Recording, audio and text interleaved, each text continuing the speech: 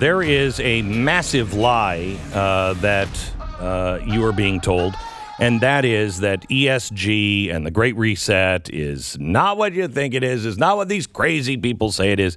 Well, those crazy people that say what it really is are the people that are at the top of the food chain, the elites that have put it together and put it into action. And, you know, when we were working on this ESG legislation up in Idaho, we're working with 20 different states. Idaho folded like a cheap suit. And it's because the lobbyists are coming out and they are spending a fortune to lobby against anyone who is trying to pass any kind of legislation against ESG. It's a lie when they say, oh, no, this is just the free market. No, it's not. No, it's not. It's the opposite of the free market. It is 21st century fascism. Vivek Ramaswamy is with us. He's the author of Woke Inc. And Vivek, I wanted to get you on because you've had a couple of really great articles and tweets lately, and I just wanted to kind of mine this and have you explain what you mean by this. I wish CEOs would say in public what they say in private about their views on ESG and DEI. It would go a long way towards restoring our trust in leaders. ESG represents the greatest social credit scoring system in human history. Wow. Welcome to the program. You want to go into that? Yeah, absolutely, Glenn. Thanks for having me. And I'm really glad that a voice like yours is on top of what I think is the defining issue of our time. Amen. Which is the use of the private sector to do through the back door what government cannot do through the front door. Yes. That is what I call this the three-letter acronymized version of capitalism. Some call it ESG. Some will say DEI. Some will say CCR. Behind it all is the CCP. But whichever three-letter acronym you prefer, it is actually the definition of modern crony capitalism, which works in reverse. It's not just companies bribing the government to do their work. It is also the government bribing companies in return to do their work back for them. And so, look, I mean, I'm an author. I've written these books, but I've also been a CEO, right? I'm a founder and CEO, fortunately, of a multi-billion-dollar company. I was a hedge fund partner for years before that. And I wasn't born into Lead America, but I've lived it for the last 15 years. I know how the game is played. And I will tell you, I had lunch with the CEO of one of the largest companies in his industry, publicly traded company. And it was actually the day that I put out that first tweet. It was just, I was so frustrated coming out of it because I felt like a therapist the whole time, where he had read my book and wanted to complain to me about all the things that he had to go through. He's the CEO of the company, mind you. Yeah. And yet, at the end of the day, actually, I look back at some of the statements he's been making. It's a carbon copy footprint of diversity and equity inclusion must be part of our agenda. ESG is the way of the future. But it's clear to me that he doesn't mean the things he's saying. But the actual loss of public trust in many ways comes from the fact that even when the words are coming out of the CEO's mouth, whether you're on the right or the left, you know that you can't believe them. And so that's a big part of what I meant by that particular remark I made. So it is truly terrifying. When I was working against these lobbyists, small banks, local banks were coming to the representatives in the state and saying, please, I cannot say this out loud, but please pass anti-ESG legislation or we're all toast. Please pass this. People are not willing to say it out loud, and that's killing us. It's killing us. Well, that is the culture of fear. And look, to me, the best health of the measure of any democracy, especially American democracy, is the percentage of people who are willing to say what they actually think in public. Correct. And when there is no doubt that we are doing worse than any time I can remember in my lifetime on that metric, because we have combined the use of economic force with the normative questions that we settle through a democracy. And so, look, a democracy, you're supposed to settle questions through persuasion, through free speech and open debate in the public square. Maybe you and I would have one view on climate change and appropriate policy towards it, and maybe somebody else would have a different view. Or how do we correct for racial injustice? Somebody else has a different view. Great. In a democracy, we talk in the open, in the civic sphere, and persuade each other. What the ESG and related stakeholder capitalist movement do is they substitute economic force, firing you, excluding you from the economy, et cetera. They use that force as a substitute for free speech and open debate. And the ESG movement in particular uses the force of capital ownership in companies to do it, where you have an ideological cartel of $20 trillion in the hands of the top three asset managers in this country, BlackRock, State Street, and Vanguard, that go to the top companies in this country, show up as the shareholder and say that we are the shareholders. We want you to implement diversity, equity, inclusion, cut your carbon emissions. If you're an oil company, stop producing oil. But guess what? The people whose money they are using to wield that power are your listeners, are me, are you, are everyday Americans whose money is being weaponized back against them in ways that would make their blood boil if they actually knew what was going on. That's why. Kudos to you for teaching them what's going on.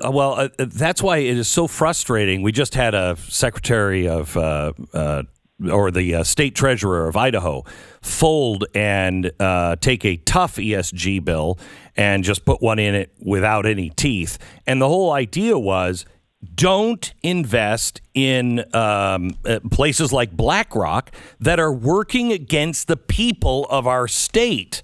Is this Julie Ellsworth you're talking about? Why do you ask?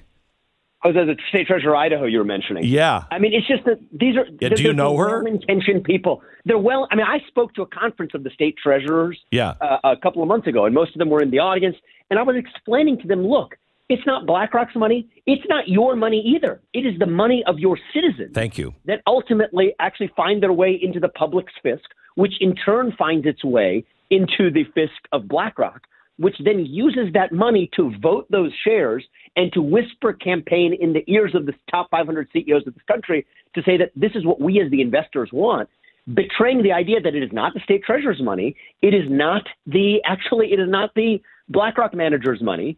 It is the money of those everyday citizens. Now, here's what I'll say about state treasurers is many of their hearts are in the right place, actually. Many of them are starting to wake up to this phenomenon because they're hearing from their constituents. Many are. And unlike BlackRock CEO, unlike Larry Fink, they're politically accountable. And that is a good thing. That is how a democracy works. Yes. So that mechanism of political accountability has caused them to wake up. But they're also accountable to the force of dollars through lobbying and political contributions that pull them in the other direction. But I think that at the end of the day, they're accountable to the people. And what we need to educate people on is the fact that it is their own money that they get to vote as well. Not just vote every November at the ballot box, but their second vote and their third vote come through the capital they spend, the way their shares are voted in the marketplace of corporate America. And I think that tide is getting ready to shift. So I'm optimistic that even though many of these people, it's going to take a lot of courage for the first few state treasurers to sort of jump at the deep end of the pool and go the other way. But I think that that's what the people are demanding. And the more we shine a sunlight on the problem, the more we make progress towards the solution. And I'm personally working on actually creating alternatives in the marketplace here to provide consumers with actually bringing a voice to the table. Because I just think it's the most important problem of our time. Thank you. I agree. I think this is it. I mean, if this is implemented, we become China. And it's over. The freedom that we have, the Constitution means nothing. And I think the best example of this, and people aren't tying this together, we're not the ones that have decided to go to war against Russia. These sanctions, these are not governmental sanctions. This is ESG. McDonald's pulling out after they said they didn't want to, and then they announced, I thought this was amazing, that they had real reputational risk that they had to consider. So they closed McDonald's. These decisions are not being made through public pressure. They're not being made through our elected officials. They're not being made by people, voters, regular people. They are being made by the boardrooms after they get the calls from the banks and the financial industry. Exactly. And you know what? This is how both sides are duped into submission, liberals and conservatives. Liberals used to be skeptical of corporate power, but they've accepted it as corporate powers now used to advance their own objectives. We conservatives, for our part, are duped into submission because they say the free market can do no wrong, without recognizing that free market does not exist today. And both sides are duped to the rise of this woke industrial, ESG industrial complex that's actually far more powerful than big government alone, because it can work with the private sector to do what big government cannot do. And I think, Glenn, you're on this, so I don't need to. I feel a little shy preaching to you, but I think the defining political force of our time and struggle is not left versus right, actually. Yep. It is the everyday citizen versus the managerial class. It is the Great Reset, which calls for dissolving the boundary between institutions globally and say those institutional leaders work together towards their vision of the common good, versus what I call the Great Uprising, which is also a transnational movement of everyday citizens who are beginning to say, no, we make those decisions in a democracy together. It is our voice that matters equally to Larry Fink or anyone else sitting in a corner office.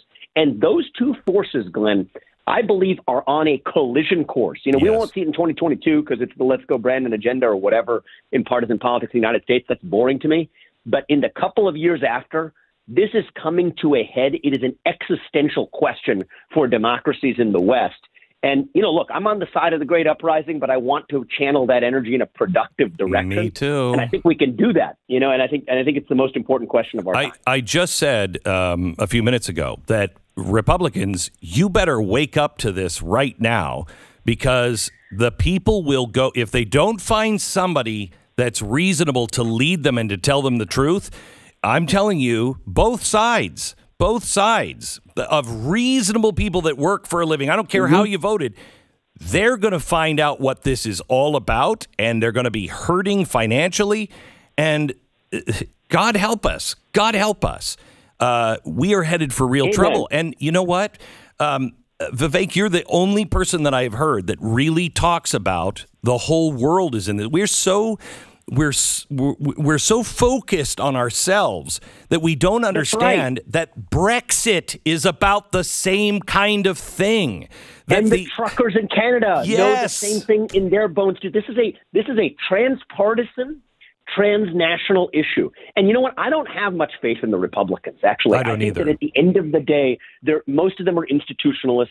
Most of them are bought and sold, just like the other side. Yeah. That's why I think the partisan politics of this is boring. It misses the issue. It almost deflects the issue by retrofitting a historical model, onto a phenomenon right now that's totally different. It is the everyday citizen versus the managerial class. And there are members of both parties in each camp. I mean, you and I both spoke at CPAC. Tulsi Gabbard, she spoke at CPAC. She ran for president of the United States on the Democratic Party ticket. Correct. She's still, as best I can tell from her comments, on the side of the everyday citizen. And so there's people, and God knows there's a lot of Republicans on the side of the managerial class. And so I think that we need to rethink the boundaries. And I think it's everyday citizen versus managerial class. It is Great Reset versus Great Uprising. That's the way we need to be recognizing this, you know, beyond partisan, beyond national boundary issue. And last point I will make is, Glenn, you're one of the few people who I've heard actually put his finger on the international dimension of this. You just did a little bit ago, but I think China is really, really an important factor to watch, because they understand that capitalism, all right, is the Trojan horse through which they win the great power struggle. Okay, Greece would have never defeated Troy militarily. China will never defeat the United States militarily. But they have recognized that the ESG-linked movement creates an opportunity to turn our own multinational companies based here into Trojan horses to undermine our own agenda from within. And I'll give you a very specific example, okay? Yeah, I could give you countless examples. I talk about countless examples in my book, but a recent one, even from my book, or not from my book, after my book, is BlackRock, okay? They take 3 seats, vote in favor of 3 changed seats on the board of Exxon, okay? And they tell Exxon that you need to cut oil production. Well, they call that ESG friendly. Let's see what that's done for gas prices here. Let's see what that's done for our reliance on foreign producers of oil 1 year later. But put that to one side. You think those projects are still going to happen, or are they not going to happen? Whatever you think about climate change and carbon emissions, those projects are still going to happen, and better positioned to take on those projects are going to be none other than the likes of PetroChina, which can take on the projects that Exxon drops. And guess who is an almost equally large shareholder of PetroChina? I'm sure you can guess. It's the same guys who wanted us to cut oil production here in the United States, BlackRock. Unbelievable. And so this is unbelievable, where at the end of the day, China is able to use capital force, the carrot of market access to the golden goose of the Chinese market, as a weapon to get those same companies to weaken the United States within by applying so-called ESG standards without applying those same standards to China abroad. And so that's how they're playing this game. And they're playing us like a Chinese mandolin, and it is working, but it'll only work for as long as we don't see it. Vivek, I would love to have you on again soon. You 100% get it, and your voice needs to be heard. Vivek Ramaswamy, he is the author of Woke Inc. If you haven't read it yet, you should get it. Great to talk to you, Vivek. We'll talk again hopefully soon.